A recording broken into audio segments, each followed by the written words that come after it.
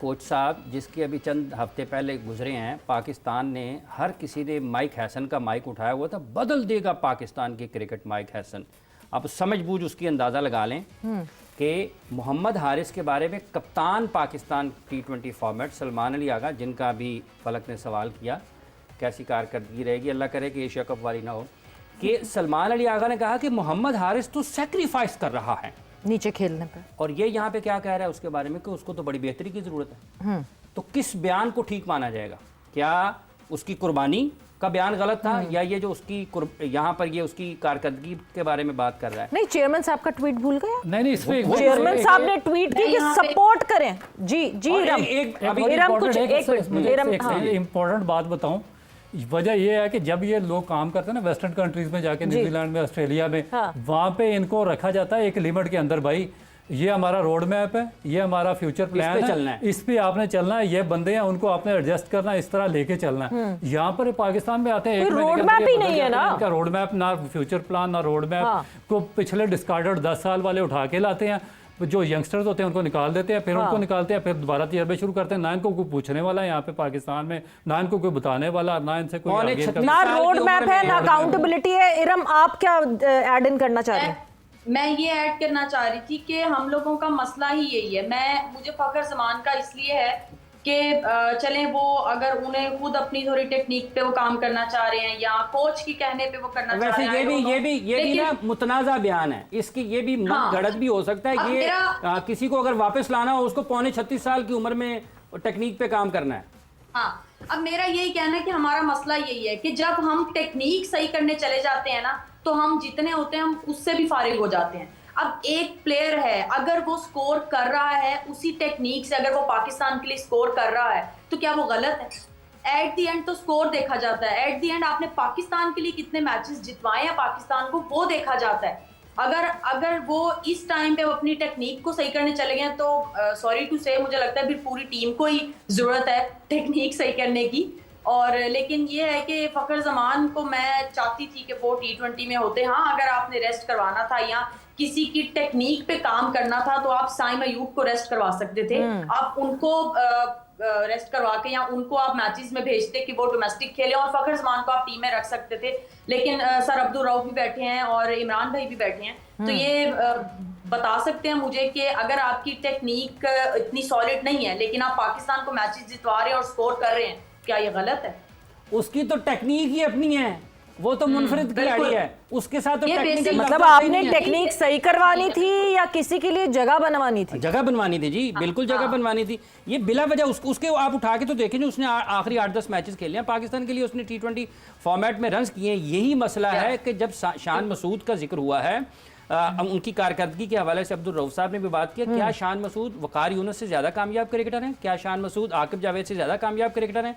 क्या शान मसूद मिसबाउल हक से ज़्यादा कामयाब क्रिकेटर हैं? इसी तरह से क्या सकलैन मुश्ताक से, क्या वो सरफराज अहमद से, शोएब मलिक से ज़्यादा कामयाब क्रिकेटर हैं? नहीं है। उनकी क्रिकेट इनसे बहुत कम है अगर आप कारकर्दगी के मयार को देखते हैं। तो अगर ये लोग कामयाब नहीं हो पा रहे हैं तो एक शान मसूद को हम कैसे कह देंगे ये आते साथ सब कुछ बदल देगा? वही डायरेक्टर्स की एक फौज जफर मौज है जिसने पाकिस्तान क्रिकेट के ऊपर पर्दे डाले हुए हैं सारे के सारे, और उनका एक कब्जा है।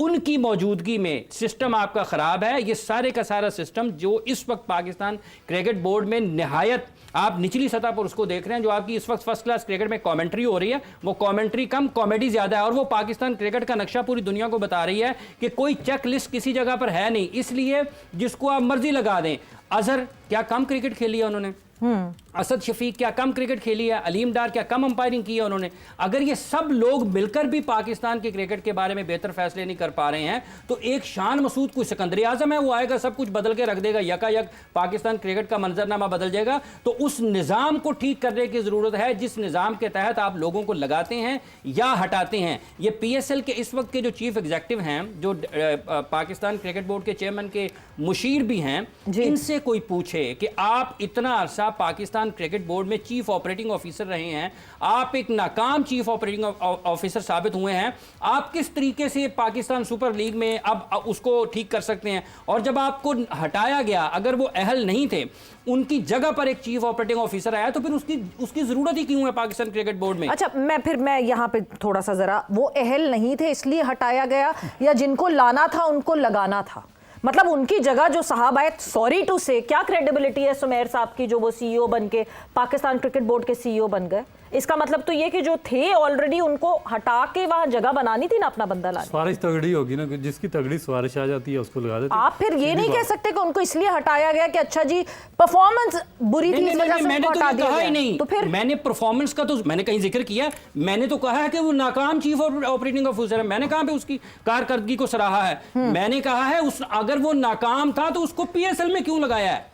अगर वो एज चीफ ऑपरेटिंग ऑफिसर एक फेलियर है तो वो पीएसएल में कैसे आ सकता है? और अगर आपने उसको वहां से हटा दिया उसकी अहम जिम्मेदारी से, तो फिर उसका काम ही क्या है पाकिस्तान क्रिकेट बोर्ड में? फिर उसको बर्खास्त करें, घर जाएं, अभी किसी और के लिए एक काम और करें। साहब अहम जिम्मेदारी से हटे, वो भी पीएसएल में जाएंगे, वो भी आप देखिएगा। तो यही तो मैं अर्ज कर रहा हूं, ये पीसीबी कम एमसीबी ज्यादा है।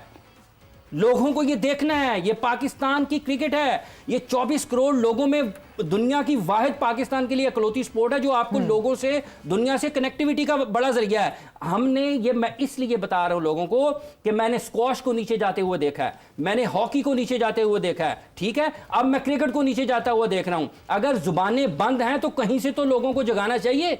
वो राहित तंदूरी ने कहा था कि लोग कहते हैं यार बड़ा ऊंचा बोलते हैं। जनाब, जिस तौर में लोग सुनते हैं ना, ये बैरों का शहर है। बिल्कुल, इसमें लोगों को जगाना पड़ता है। कुछ सोए हुए हैं, कुछ जाग रहे हैं, लेकिन वो आंखें खोलना नहीं चाहते। इसलिए ये आंखें खोलनी जरूरी है। मसला शान मसूद का नहीं है, मसला उस सिस्टम का है जो अच्छे भले लोगों को भी नालायक और करप्ट कर रहा है।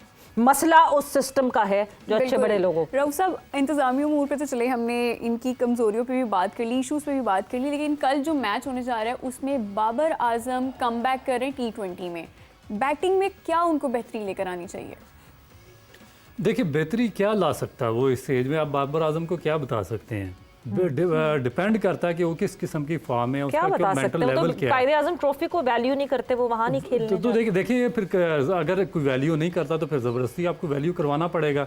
ये कैसे हो सकता है कि ना प्लेयर वैल्यू करवा उसको आपने देखिए उसका जो आपने जो अपना फर्स्ट क्लास क्रिकेट है उसको ही रोलिंग स्टोन बना के रख दिया। आप हर साल उसका स्ट्रक्चर चेंज कर देते हैं। कभी 8 टीमें कर देते हैं, कभी 6 टीमें कर देते हैं, कभी 16 कर देते हैं, कभी पिछले साल आपने कोई 500 बंदे का डेब्यू करवा दिया, इस साल आपने 6 टीमें कर दी, पिछले साल आपने कुछ इसमें फिर हंटिंग ग्राउंड हो गया था पिछले साल। कायदे आजम ट्रॉफी, चैंपियंस कप वाह वाह वाह हो गया था कि चैंपियन। पिछले साल उन्होंने कहा चैंपियंस कप एक बहुत बड़ा हम इसमें कोई इनोवेशन कर रहे हैं, और अब इस दफा चैंपियंस कप ही खत्म हो गया। हाँ। उसके बाद फिर आप सब उसका भी साइकिल पूरा नहीं हुआ, उसका 4 डे टूर्नामेंट कुछ भी नहीं हुआ उसका। उसका 4 डे टूर्नामेंट ही नहीं हुआ। जहाँ पे आपको 4 डे करवाना चाहिए वहाँ पे आप T20 करवा देते हैं, जहाँ पे T20 करवाना चाहिए वहाँ पे 1 डे करवा देते हैं। 1 डे आपसे इवन के जो अंडर 19 बच्चों का, जहाँ पे आपकी पूरी क्रिकेट की बेस लाइन खड़ी होती है, जो स्ट्रक्चर पूरा आपकी इमारत खड़ी होती है आपके अंडर 19 पे, वो पिछले साल नहीं हुआ। पता नहीं किसके बच्चे को खिलाना था इन्होंने पिछले साल की परफॉर्मेंस पे, क्योंकि एक मैच हुआ था लास्ट ईयर अंडर 19 का, एक मुल्तान का लड़का था, उसने 200 कर दिया एक मैच में। अब इनको पता चल गया कि हमारा एक बंदा है यहाँ पे जिसको हमने बड़ा कुछ दिया हुआ है, उसके बेटे की परफॉर्मेंस इस साल नहीं आएगी क्योंकि 200 कर दिया उसने, तो इन्होंने वो बंद ही कर दिया कि उसके बाद अंडर 19 क्रिकेट हुई नहीं। हाँ, तो फिर at the end of the day यही होगा फिर पाकिस्तान क्रिकेट में कि उसके बेटे की हम ख्याल रखते रहें, इसके भांजे का ख्याल रखते रहें, उसके भतीजे का ख्याल रखते रहें, यही हम एक दूसरे के ख्यालात रखते रहें। You scratch my back, I scratch your back, इसके अलावा पाकिस्तान क्रिकेट में और कुछ नहीं होना। और जिस तरह डाउन दी ड्रेन हमें जाता हुआ दिख रहा है पाकिस्तान क्रिकेट, वो सबके सामने। बट विद दैट वक्त हमारा खत्म हो गया है। 5 सेकंड जल्दी से 4 डे आपकी जो कायदे आज़म ट्रॉफी है वो 4 रोजा से शुरू हुई है, और आपका अंडर 19 1 डे से शुरू हुआ है। आप लगता ये है कि इस मरतबा उन्होंने 3 डे टूर्नामेंट कराना ही नहीं। अगर वो 4 डे था तो उसको 3 डे से शुरू होना चाहिए। क्यों जी रऊफ साहब? उसूल यही है, इसी तरह करवाना चाहिए। बट कौन डिसाइड और कौन है उस हेल्म पे जिसको पता है कि किस तरह डिसाइड करना है? बट